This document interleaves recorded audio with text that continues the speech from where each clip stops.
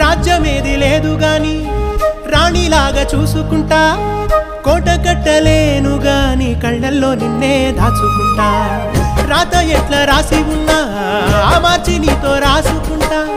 స్వర్గమంటూ ఉన్నదంటే అది నీతోనే ప్రతిరోజు పంచుకుంటా నిన్ను గన్నవి నాన్న కన్నా